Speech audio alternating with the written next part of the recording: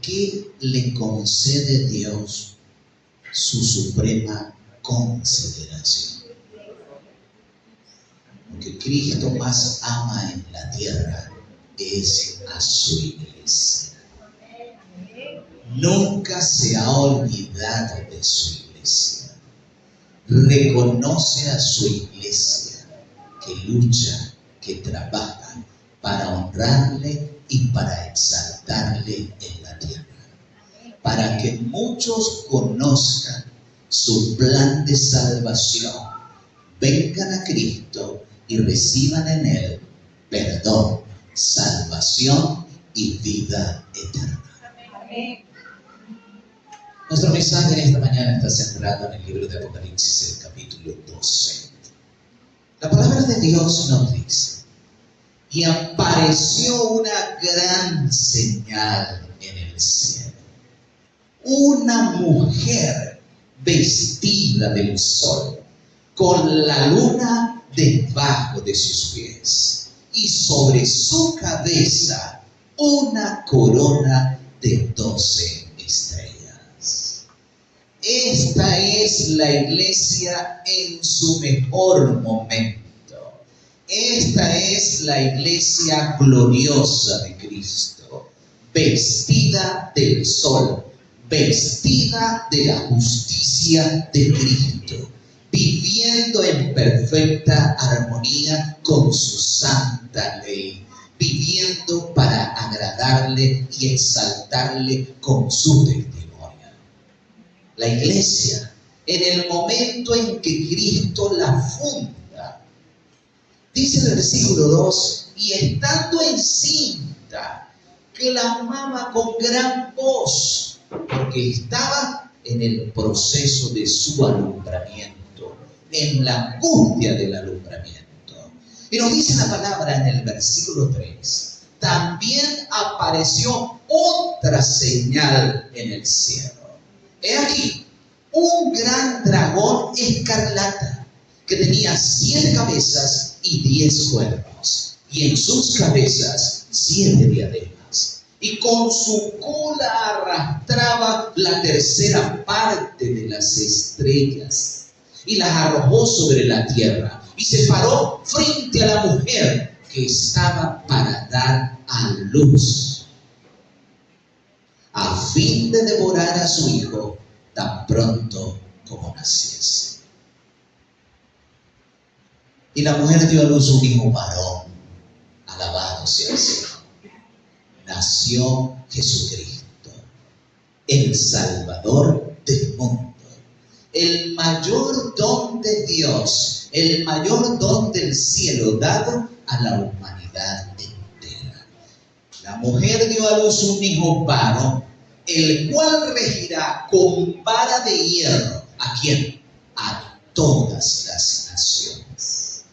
Y la mujer huyó al desierto, al lugar preparado por Dios, donde es sustentado durante 1260 días. Mis queridos, la iglesia de Cristo, en su momento más glorioso. Este dragón escarlata que aparece en el versículo 3 no es otro que Roma. Satán obrando a través de Roma al momento de su nacimiento, plenamente identificado. Ustedes ven que cuando Jesús nace, nos dice el Evangelio de Mateo, en el capítulo 2, que cuando Herodes, gobernador romano, no recibe noticias de parte de los magos, de los sabios que habían venido del oriente, se enoja, se llena de ira, entra en cólera y da una orden. ¿Y cuál es la orden? Que todos los niños menores de 2 años sean asesinados. Qué terrible y espantoso. Vean ustedes el odio de Satán. La palabra dice que se para frente a la mujer a fin de devorar a su hijo tan pronto como naciese. Pero alabamos al Señor. Amén. La Escritura nos dice que tuvo a luz, tuvo un hijo varón, que regirá las naciones con vara de hierro, y fue arrebatado para Dios. y para su trono. Satán no pudo vencer a Jesucristo. Cristo es el autor de nuestra salvación. Satán estaba insatisfecho, inconforme, no podía tolerar la presencia del Hijo de Dios en la tierra. Y por eso apenas nace, procura por todos los medios eliminar a Jesucristo, pero no lo pudo eliminar.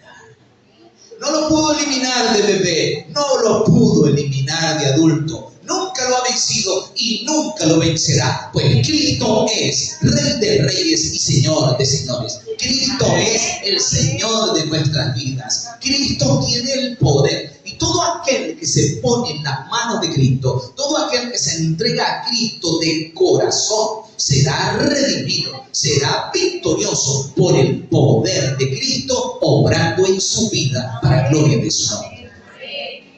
Alabado sea el Señor. Pero mis queridos, el dragón se ensaña ahora ¿contra quién? Contra la iglesia. Pero Dios cuida a su iglesia. ¿Qué hace el Señor? Cuida a su iglesia. Es una lástima escuchar a algunos a veces decir que Dios se ha olvidado de ellos. Usted oye a algunos decir, me siento abatido.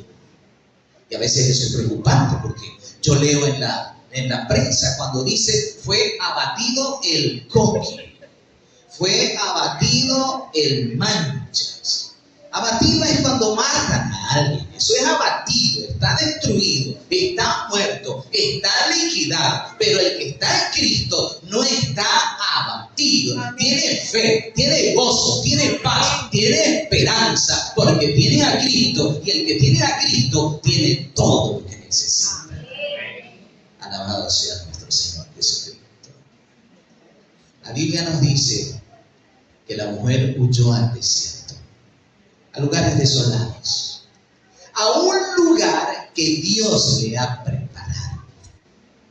El Señor nunca se olvidó de su iglesia, nunca se ha olvidado de su iglesia, ni ha desamparado a su iglesia. Ven ustedes que Apocalipsis está hablando aquí que el Señor ha hecho una previsión.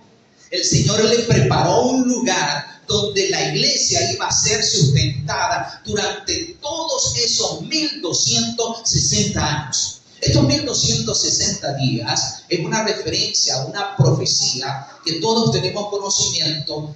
Comienza en el año 538 después de Cristo y concluye en el año 1798 después de Cristo. Es el mismo periodo al cual aparece en el libro de Daniel y en otras porciones de Apocalipsis, donde se habla de 42 meses, donde se habla de una profecía de tiempo, tiempos y medio tiempo. Es el mismo periodo. Iban a ser 1260 años de persecución. Iban a ser 1260 años de la furia de Satanás procurando destruir a su iglesia, eliminar a la iglesia, pero no pudo porque Cristo protegió a su iglesia. Me siento gozoso de ser parte de la iglesia de Cristo. Y la iglesia que hoy es la iglesia militante, un día será la iglesia triunfante. Yo te pregunto, mi querido hermano, mi querida hermana, ¿quieres ser tú parte de la iglesia triunfante? ¿Quieres ser parte de esa iglesia que un día estará adorando al Padre, adorando al Hijo sobre el mar de vidrio por los siglos de los siglos para siempre? Alabamos a Jesús. Ahora Apocalipsis abre un paréntesis. Y en ese paréntesis, Juan contempla una escena del gran conflicto entre Cristo y Satanás. Dice el versículo 7, después hubo una gran batalla en el cielo. ¿Qué hubo en el cielo? Una gran batalla. Miguel y sus ángeles luchaban contra el dragón, y luchaban el dragón y sus ángeles. Pero no prevalecieron, ni se halló ya lugar para ellos en el cielo.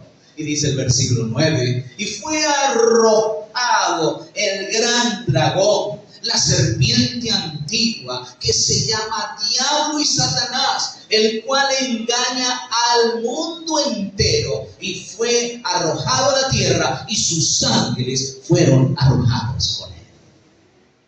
Me gusta el siguiente canto. Es un canto glorioso. Es un canto espectacular. Es un canto cautivador. Es un canto inspirador.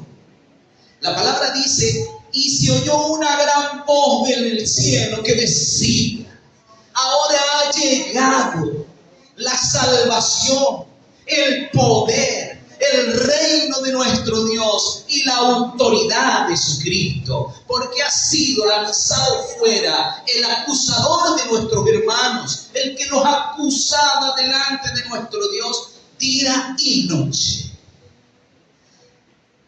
Yo no sé si alguna vez has vivido una experiencia con algún familiar o con alguien cerca a ti que te acusaba, que te señalaba. Si lo has vivido, sabrás cuán desagradable es ser acusado, ser señalado. Y sin poder defenderte, porque de lo que se te acusa es verdad. Eres pecador, te has equivocado. Yo recuerdo hace varios años, estaba en campaña evangelística en la ciudad de Maracaibo. No hace mucho, pero estaba un poco más joven. Usted sabe, uno de joven como que maneja un poquito más precipitado. Y estaba buscando puesto en un estacionamiento. Bueno, y efectivamente conseguí uno y tenía un Malibu con esa dirección tan suave.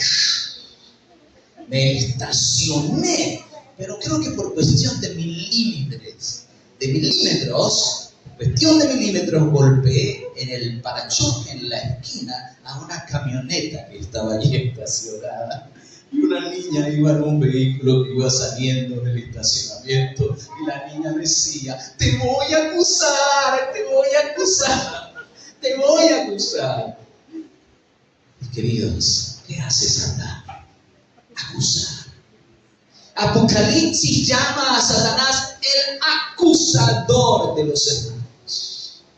Imagínense ustedes qué terrible y espantoso es tener a alguien acusándote delante de Dios día y noche delante de nuestro Dios. Terrible. Pero alabado sea Jesús, porque ahora ha venido el poder, la salvación, el reino de nuestro Dios y la autoridad de su Cristo, porque ha sido lanzado fuera el acusador de nuestros hermanos. Parece, por lo que revela la palabra de Dios, que Satán, aunque ya el versículo 7 al 9 nos narra de su expulsión, o de su primera expulsión, cuando fue expulsado del cielo, antes de haber sido creado este mundo, antes de haber sido creados nuestros primeros padres, ahora nos habla de una expulsión definitiva. Satanás todavía podía o tenía acceso al cielo antes que Cristo muriera. Pero cuando Cristo muere, cuando los ángeles del cielo, cuando los habitantes de otros mundos ven la hazaña con que Satán se ensaña contra Jesús, todo lo que hace para destruir a Jesucristo, Satán queda desenmascarado. Se le quita la careta y se descubren sus verdaderas intenciones y propósitos. Y ya finalmente fue expulsado. El Señor Jesucristo dice en Juan 12:31, y vi cómo caía Satán del cielo como un rayo. Aquí en Apocalipsis nos dice que fue lanzado fuera el acusador de nuestros hermanos. Y por eso hace una exaltada alabanza a Dios, al Padre, a Jesucristo, porque ahora el poder, la autoridad, la victoria es total y definitiva para la gloria de Dios por medio de Jesucristo. Qué maravilloso, hermanos. Es una buena noticia. Eso es una buena noticia, porque tú y yo, que somos pecadores, que luchamos con defectos, que luchamos con debilidades, tenemos la seguridad de la victoria por medio de Cristo. Amén. Porque así como Cristo venció, tú y yo podemos vencer. Así como Cristo venció dependiendo del Padre, tú y yo podemos vencer dependiendo de Cristo. Amén. Gloria a su nombre por siempre. Amén. Y miren, mis hermanos, la palabra de Dios dice, versículo 11, y ellos le han vencido por medio de la sangre del Cordero y de la palabra del testimonio de ellos, y menospreciaron sus vidas hasta la muerte. Atentos a ese versículo, porque ese versículo te da la clave para la victoria. Ese versículo te indica cómo es que usted y yo podemos vencer. ¿Cómo vencieron ellos? ¿Cómo podemos vencer nosotros? ¿Cómo nos vamos a hacer de la victoria? Por medio de la sangre del Cordero. Satán había dicho que las leyes de Dios eran injustas. Satán había dicho que era imposible guardar la ley. Satán había acusado a Dios de injusto y que sus mandamientos eran imposibles de obedecer. Pero aquí estaba uno que había vencido, Jesucristo. A Él la gloria. Amén. Y así como Cristo venció, usted y yo podemos vencer. El argumento de Cristo es la cruz del Calvario. ¿Cuál es el argumento de Jesús? La cruz del Calvario. Allí está la evidencia de la victoria y de la derrota definitiva de Satanás. Y queridos, alabamos y glorificamos al Señor. Amén. Por su gran victoria. Amén. Y porque ha garantizado esa victoria para cada creyente en Él. Amén. Saben, mis amados, y dice el versículo 2, atentos a esto, porque esto es profecía. Esto es profecía futura y cercana. Y tenemos que estar alertas. Por lo cual, alegraos cielo y los que moráis en ellos. A ver, ¿quiénes se iban a alegrar? ¿Quiénes iban a estar felices? ¿Quiénes iban a estar contentos? ¿Quiénes iban a disfrutar de una alegría permanente? ¿Quiénes? Los habitantes del cielo. ¿Pero qué dice para los habitantes de la tierra? ¡Ay de los moradores de la tierra y del mar! Porque el diablo ha descendido a vosotros con grande ira, porque sabe que le queda poco tiempo. ¿Saben ustedes? Las madres de antes parece que cuando se enojaban, todo el barrio se enteraba. Yo recuerdo cuando yo llegaba a mi casa del liceo y ya me estaba esperando una tumba, una paliza. Yo llegaba como a 3 cuadras, 4 cuadras y los muchachos del barrio, ¡ay! Me van a echar una pela, me van a dar una paliza. ¡Ay de los habitantes de la tierra y del mar! Porque el diablo está como, hermanos. El diablo está furioso, está bravo. Mi querido hermano, yo quiero invitarte para que seas fiel al Señor.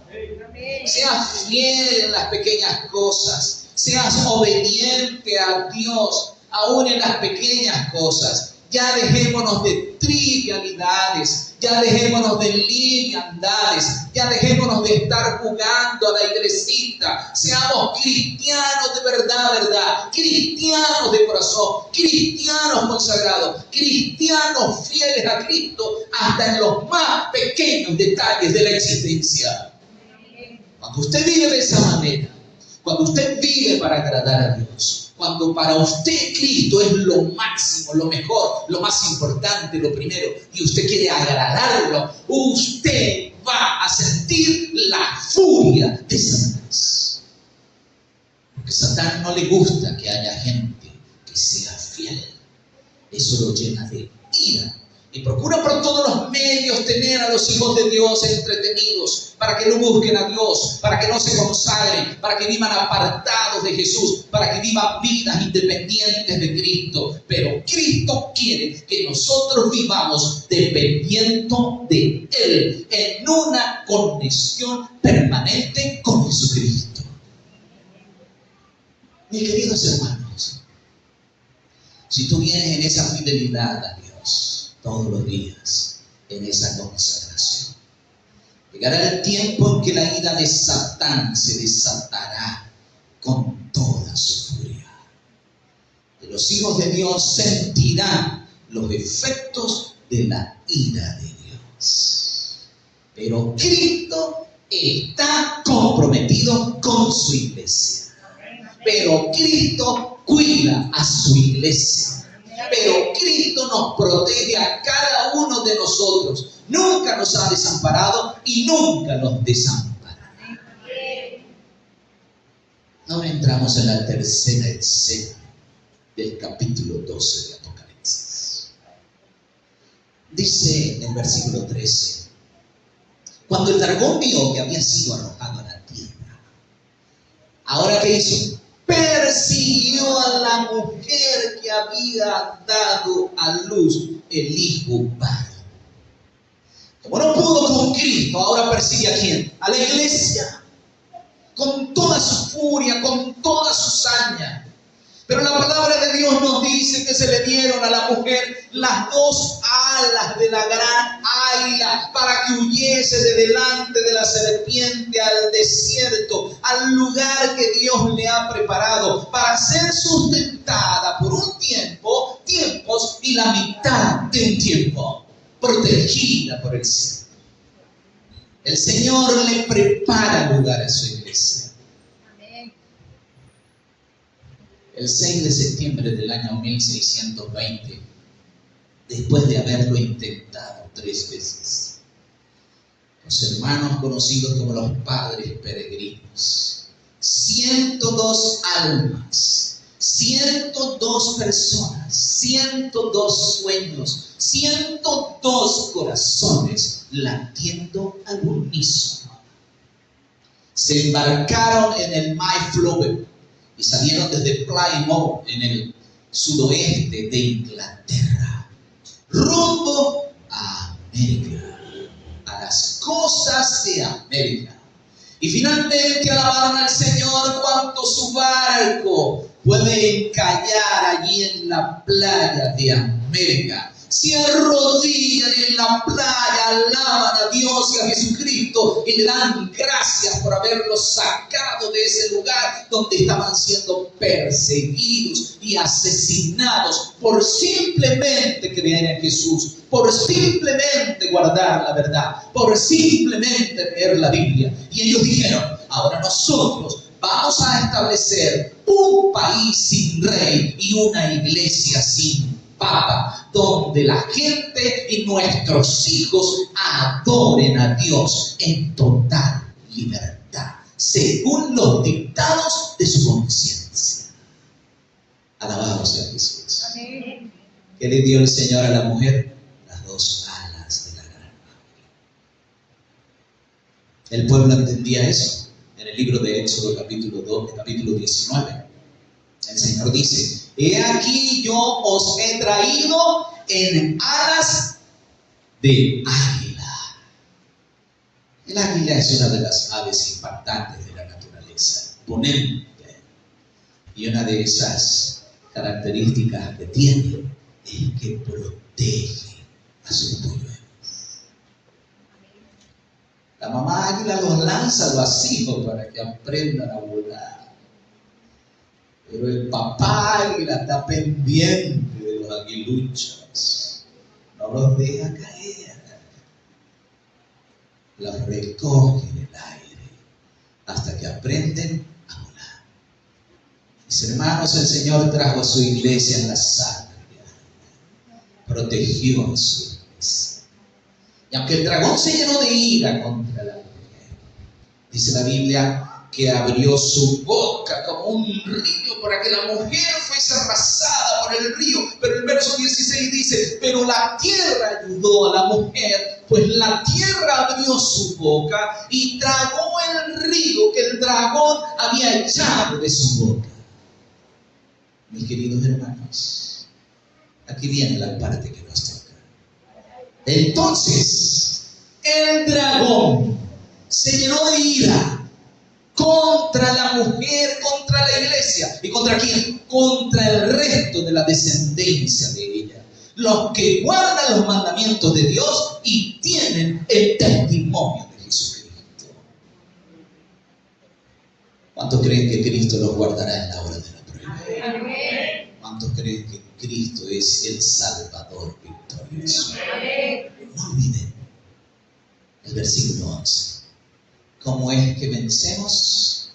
Por medio de la sangre del Cordero y por la palabra del testimonio de ellos. No olviden, hermanos, el testimonio.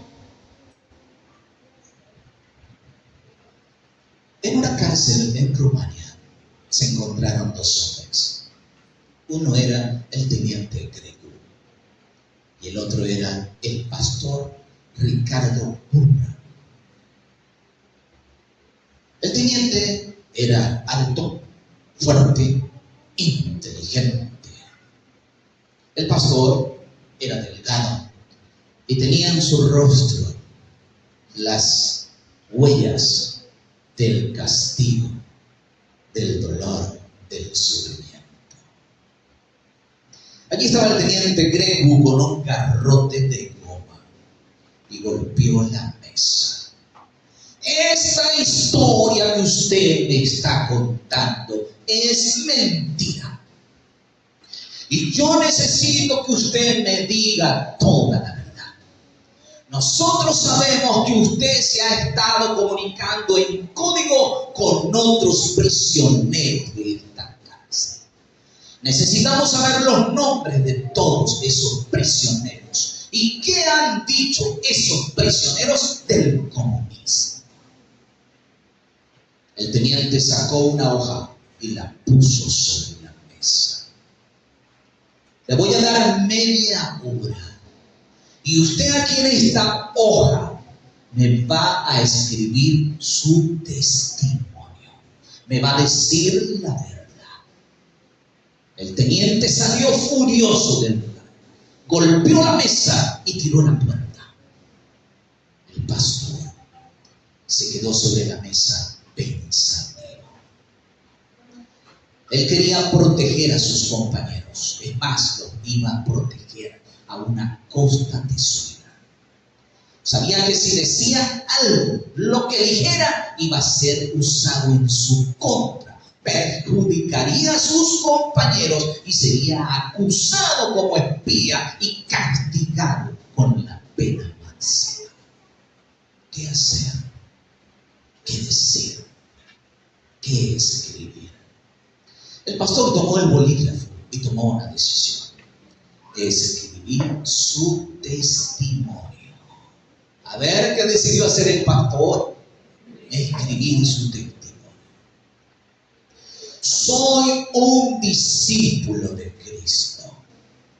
Creo en mi Salvador Jesucristo, que murió por mí y por todos los comunistas. Y considero a todos los comunistas mis hermanos y oro para que se conviertan y un día seamos hermanos en Cristo.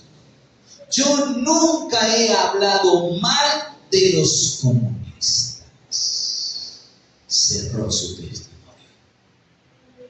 Cuando el teniente llegó, cuando regresó al rato y leyó el testimonio, aquello impactó su vida. Quedó impactado con aquellas palabras. Y desde aquel día en adelante, el teniente y el pastor iniciaron una serie de conversaciones acerca de Cristo, acerca de la religión. Y el teniente con el tiempo llegó a ser cristiano. Gracias al testimonio de un hombre que aún a riesgo de su vida prefirió permanecer fiel a Cristo. Hermano, tu testimonio puede salvar un alma. ¿Qué un alma? Muchas almas. Tu testimonio es valioso. Tu testimonio es importante. La gente te está mirando. La gente te está viendo. Tu testimonio debe preservarse para la gloria de Dios y para exaltar a Jesucristo. Mantente fiel a Jesús. Y un día las puertas del cielo se abrirán para ti. Escucharás las palabras más dulces, las palabras más hermosas que alguna vez habrán escuchado. Palabras más tiernas dichas por Jesús oirán tus oídos. Bien, buen siervo y fiel. Sobre poco has sido fiel, sobre mucho te pondré. Entra en el gozo de tu Señor. Yo pregunto a mi amada iglesia, ¿cuántos de ustedes están dispuestos a dar un testimonio fiel para la gloria de Cristo?